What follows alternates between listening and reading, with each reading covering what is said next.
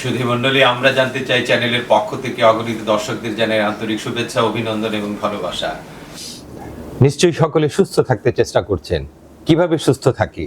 শিল্প বিপ্লবের কুপ্রভাব, রাসায়নিক দ্রব্যের ব্যবহার, বৈশ্বিক তাপমাত্রা বৃদ্ধি, খাদ্যে বিষক্রিয়া, ক্রমাগত জনসংখ্যার চাপ, মানব স্বাস্থ্যের উপর কন্টিনিউয়াস এবারে প্রেশার তৈরি হচ্ছে।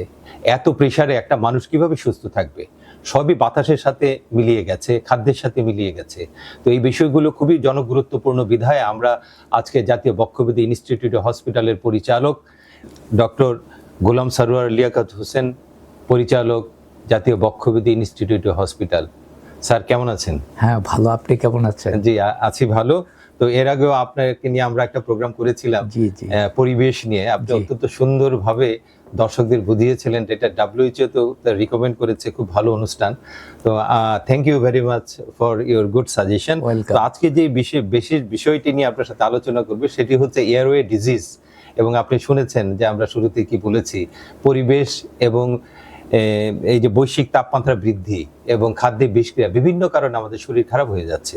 তো আমার প্রথম জানতে চাওয়া, এই পরিবেশের কারণে কি আমাদের শরীরে হাঁপানি বা অ্যালার্জি বা শ্বাসকষ্ট হচ্ছে, নাকি এটা বংশগত, না পরিবেশের কারণে? আপনি কি বলবেন? ধন্যবাদ আপনাকে আমাকে সুযোগ দেওয়ার জন্য, আমাকে কথা বলার সুযোগ করে দেওয়ার জন্য। আমরা ইদানিংকালে খুব একটা জিনিস নিয়ে অ্যাওয়ার, এয়ার পলিউশন। আমাদের এয়ার পলিউশনের লেভেল এখন এমন মাত্রায় দাঁড়িয়েছে, আমরা প্রায় বিশ্বের 1 নম্বরে বা 2 নম্বরে আমরা অবস্থান করি। এয়ার পলিউশনের কারণে শরীরের যে কোনো জায়গায় এটা এফেক্ট করতে পারে। তার মধ্যে যে মূল টার্গেট থাকে, এটা থাকে এয়ারওয়ে। আমাদের শ্বাসনালীর বা ফুসফুসের যে রোগগুলি, ফুসফুসের রোগগুলির মধ্যে প্রধান টার্গেট থাকে যে এয়ারওয়ের কারণে আমরা এয়ারওয়েতে বিভিন্নভাবে এফেক্টেড হচ্ছি।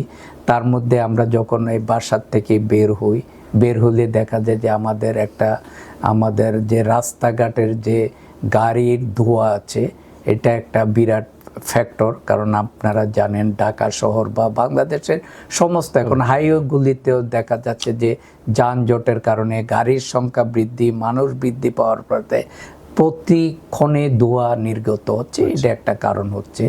তারপরে অপরিকল্পিত শিল্পায়ন, আপনার কোনো নির্দিষ্ট এরিয়া না করে জনবসতি আছে কিনা, মানুষ ওইখানে বাস করছে কিনা, এগুলি না বিবেচনা করে ইন্ডাস্ট্রি হয়ে যাচ্ছে, ইন্ডাস্ট্রি থেকেও ধোঁয়া নির্গত হচ্ছে। থার্ড যেটা আপনার কনস্ট্রাকশান, আপনি বাসার থেকে বেরোতে দেখবেন যে কোনো না কোনো জায়গায় কনস্ট্রাকশানের কাজ চলতেছে, এবং এটা রাস্তার উপর দ্বারা যে কনস্ট্রাকশানের মেটেরিয়ালগুলি, সেগুলি বালি, ইট ভাঙ্গা, পাথর ভাঙ্গা, এবং এর থেকে যে কণাগুলি নির্গত হচ্ছে, এগুলি প্রতিনিয়ত আমরা ইনহেল করছি।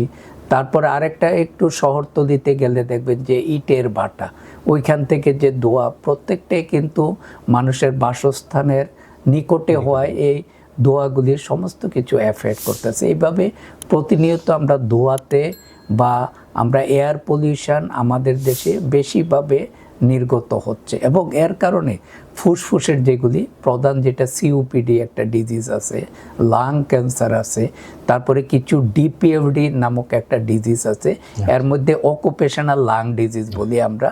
কিছু জিনিস আছে, যেমন যারা পাথর ভাঙ্গে তাদের একটা হয় সিলিকোসিস একটা রোগ আছে, যারা শিপ ভাঙ্গে তাদের, বা বড় বড় বিল্ডিং ডেমোলিশন ধ্বংস করে তাদের দেখা যায় অ্যাসবেস্টোসিস হচ্ছে, যারা কয়লার কারখানায় কাজ করছে তাদের নিউমোকোনিওসিস হচ্ছে, এই রোগগুলি হচ্ছে।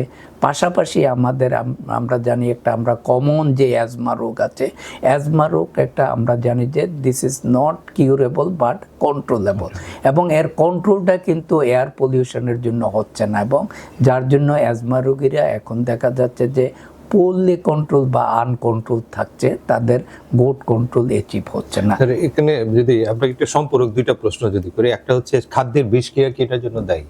খাদ্যের বিষক্রিয়া কিছুটা আছে, বাট সরাসরি অ্যাজমাতে ইফেক্ট করে না।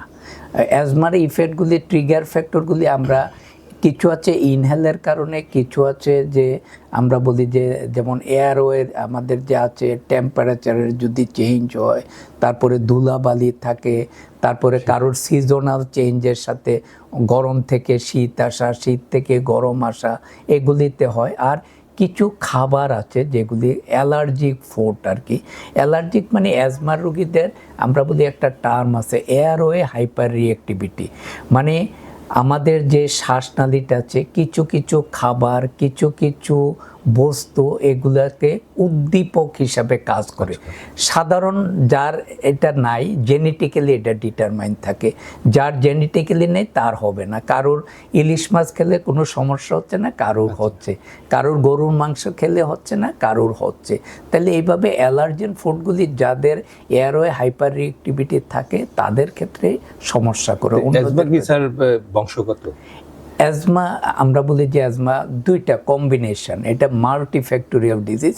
এখানে দুইটা জিনিস আছে, একটা হলো যে জেনেটিক প্লাস এনভায়রনমেন্টাল, দুইটা মিলিয়ে। ধরেন আমার জিনে আছে, আমি যদি ওই এনভায়রনমেন্টে এক্সপোজ না হয় বা এক্সপ্রেস না হয় তাইলে কিন্তু আমার অ্যাটাক হবে না, অ্যাটাক হবে না। সুতরাং এনভায়রনমেন্ট একটা directly indirectly factor for asthma control. আচ্ছা, এটার স্যার লক্ষণগুলো কি কি? এই যে অ্যাজমার যে ফ্যাক্টর, শ্বাসকষ্টের রোগীর কি কি লক্ষণ, ফ্যাক্টরগুলো যদি একটু বলতে সাধারণ মানুষ বুঝতে। না, সাধারণ আমরা শ্বাসকষ্ট হলে অনেকে মনে করি যে অ্যাজমা হয়েছে। অ্যাজমা মানে শ্বাসকষ্ট না, অ্যাজমার কিছু লক্ষণ আছে। এর মধ্যে আমরা বলি কার্ডিনাল ফিচার, মানে যেটা থাকলে আমরা ধরে নিব এটা অ্যাজমাতে হয়, আবার অন্যগুলাতে এটা কার্ডিনাল না। যেমন একটা হচ্ছে যে আমরা কাশি, সেকেন্ড হলো শ্বাসকষ্ট, থার্ড হলো যে বুকে চাপ লাগা, ফোর্থ হলো যে গলায় বা বুকে একটা বাঁশির মতো, মুরগির বাচ্চার মতো শব্দ। যার শ্বাসকষ্টের সাথে এইরকম শব্দ থাকে, বুকে চাপ থাকে, কাশি থাকে, তখন আমরা তাদের বলি যে এটা অ্যাজমা সিমটম। আবার এই সিমটম অন্য রোগেও থাকে, তাদের কিছু নিজস্ব বৈশিষ্ট্য আছে। যেমন এই সিমটমগুলি সবসময় থাকবে না, সে কিছু সময় থাকবে যখন ট্রিগার দ্বারা এক্সপোজড হবে, অন্য সময় সে ভালো থাকবে, সুস্থ মানুষের মতো থাকবে, এটা একটা বৈশিষ্ট্য। আবার দেখা যায় যে এই সিমটমগুলি রাতে বা ভোরের দিকে, সকালের দিকে বেশি মাত্রায় থাকে। দিন যত অতিবাহিত হয় তখন দেখা যায় যে সিমটমগুলি তখন কমে যাচ্ছে, এটা একটা থাকে। আর একটা আমরা যেটা বললাম যে তার কিছু জিনিস আছে কনকমিটেন্ট কিছু থাকে, তার একটা ফ্যামিলি হিস্ট্রি থাকে বা একটা অ্যালার্জিক হিস্ট্রি থাকে, তাদের এই জিনিসগুলি থাকে। আরেকটা দেখবেন যে আমরা কমনলি আইসা বলি যে আমার তো ঠান্ডা লাগছে, আমার অনেক দিন হয়েছে যাচ্ছে না। যাদের এরকম ঠান্ডা বলে অনেক দিন পারসিস্ট করে তাদেরকে অবশ্যই আসতে হবে যে তার আদৌ অ্যাজমা কি না। এই প্রশ্নটাই করছিলাম, অ্যালার্জিক রাইনাইটিস, নাক দিয়ে জল পড়া, হাঁচি, এই লক্ষণগুলা যদি থাকলেই কি হাঁপানি? থাকলেই হাঁপানি না, আমরা বলি যে asthma related concomitant disease. Concomitant মানে যে এর সাথে এগুলি রিলেটেড থাকে। এর মধ্যে একটা অ্যালার্জিক রাইনাইটিস, দেখবেন প্রায়শই রোগীরা এসে বলে আমার তো নাক দিয়ে পানি পড়ে এবং পাতলা পানি পড়ে, একসাথে অনেকগুলা হাঁচি হয়, ঘুম থেকে উঠলে 20টা 25টা 10টা একসাথে অনেকগুলা হাঁচি হয়, নাক বন্ধ হয়ে যায়। এটা হলে আমরা বলি যে অ্যালার্জিক রাইনাইটিস। তারপরে অ্যালার্জিক কনজাংটিভাইটিস, চোখ লাল হয়ে যাচ্ছে, চোখ দিয়ে পানি পড়ছে, চোখ চুলকাচ্ছে। তারপর আরেকটা থাকে অ্যাটোপিক ডার্মাটাইটিস, যেটাকে আমরা একজিমা বলি। এই জিনিসগুলি থাকলে আমরা ধরে নিই যে তার অ্যাজমা থাকার সম্ভাবনা বেশি। এই জায়গায় স্যার আমার দুটো প্রশ্ন। একটা হচ্ছে এই যে আপনি এত লক্ষণ এবং রোগগুলো বললেন, এইটার সমাধানের উপায় কি? দুটো স্যার সমাধানের কথা যদি বলতেন। একটা হচ্ছে ঔষধ প্রয়োগ না করে কিভাবে ভালো থাকা যায়, আরেকটা ঔষধের সাহায্যে কিভাবে ভালো থাকা যায়। আমরা দুইটা জিনিস বলি। একটা হলো যে এখানে মেইনলি 3টা ফ্যাক্টর দায়ী থাকে। একটা হলো যে আমরা অ্যাভয়েডেন্স অফ ট্রিগার ফ্যাক্টর, যেই কারণগুলিতে হচ্ছে সেটাকে অ্যাভয়েড করা। কারোর যদি চিংড়ি মাছে হয় তার উচিত চিংড়ি মাছ না খাওয়া। এখন চিংড়ি মাছ খেয়ে যদি আমাকে বলেন যে আমার তো এটা যাচ্ছে না, তাইলে হবে না। সেকেন্ড হলো যে এইটাকে বলে ডিসেন্সিটাইজেশন। আপনি ওষুধগুলি অনেক দিন ইউজ করতে হবে। ওষুধগুলি অনেক দিন ইউজ করলে তখন দেখা যাবে যে অ্যালার্জির কারণে যত দ্রুত তার সিমটমগুলি হতো তত দ্রুত হবে না অথবা কম হবে।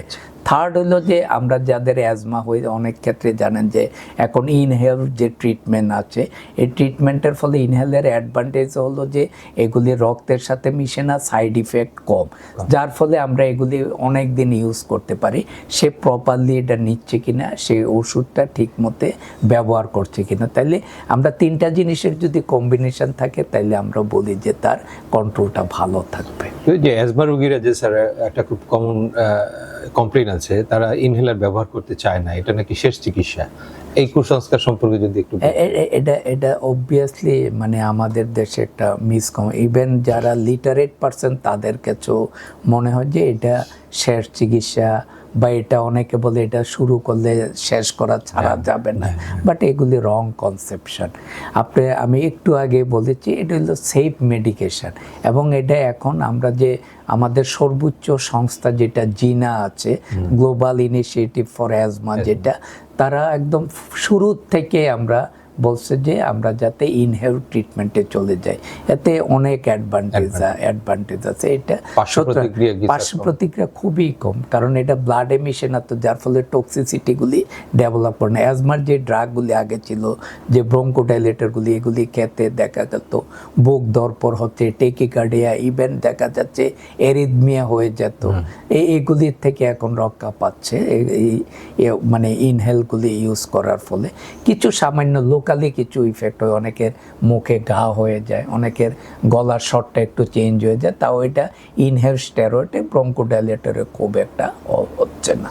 অ্যাজমা রোগীদের জন্য আপনি কি সাজেশন দিবেন স্যার? বাংলাদেশের যে অ্যাজমা রোগী আছে, অ্যাজমা রোগীদের যখনই তার অ্যাজমা মনে করবে, অবভিয়াসলি একজন বক্ষবিধি চিকিৎসকের কাছে যাবে, চিকিৎসকের পরামর্শক্রমে সে চিকিৎসা নিবে, এবং চিকিৎসা নিলে অ্যাজমাকে আমরা যে চিকিৎসার যে আউটকামটাকে আমরা তিনটা ভাগে ভাগ করি। একটা হলো কন্ট্রোল, একটা হলো পুয়ারলি কন্ট্রোল, আর একটা হলো আনকন্ট্রোল। যখন তার কন্ট্রোল চলে আসবে, ধরেন আপনি আমার কাছে আসলেন, আসার পর আমি চিকিৎসা দিলাম, আমি দেখলাম যে আপনি 3 মাস ভালো আছেন চিকিৎসা নেওয়ার পর, তখন আপনাকে আমি কিন্তু ডোজ রিডাকশন করে নিয়ে পরবর্তী 3 মাস পরে আপনি যদি ভালো থাকেন ওষুধ ডিসকন্টিনিউ করে ফেলবো।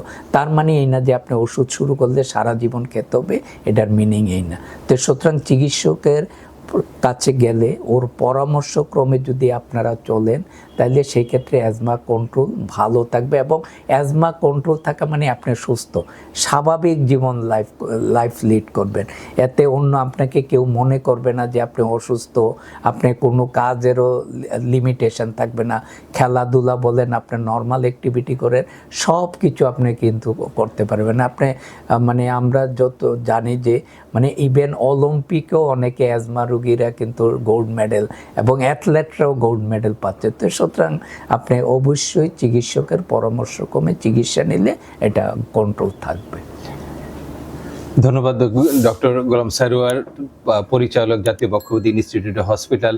সুধী মণ্ডলী, অ্যাজমা বিষয়ে, অ্যাজমা আসলে কোনো সমস্যা নয় যদি আপনি সচেতন থাকেন এবং ডাক্তারের পরামর্শ অনুযায়ী আপনি বিধিমালাগুলো মেনে চলেন। এবং খুবই আশার কথা, একজন জাতীয় বক্ষব্যাধি হসপিটাল এবং ইনস্টিটিউটের পরিচালক হিসেবে উনি জনসাধারণকে যে সচেতন করেছেন, এটি আমাদের জন্য খুবই আশার বাণী, এবং আমরা আশা রাখি আপনারা এর থেকে উপকৃত হবেন। আমাদের চ্যানেলের পক্ষ থেকে আপনাকে অসংখ্য ধন্যবাদ। আপনাকেও আমাকে সুযোগ করে দেওয়ার জন্য, এবং আমার প্রোগ্রাম যারা দেখবেন তাদের সবাইকে ধন্যবাদ। এবং আমি আশা করব তাদের যদি কোনো কোয়েরি থাকে সেগুলি আপনারা রিসিভ করে পরবর্তী আমাদের সাথে আলোচনা করলে পরবর্তী প্রোগ্রামেও আমরা সেগুলির সমাধান দেওয়ার চেষ্টা করব। ধন্যবাদ সবাইকে।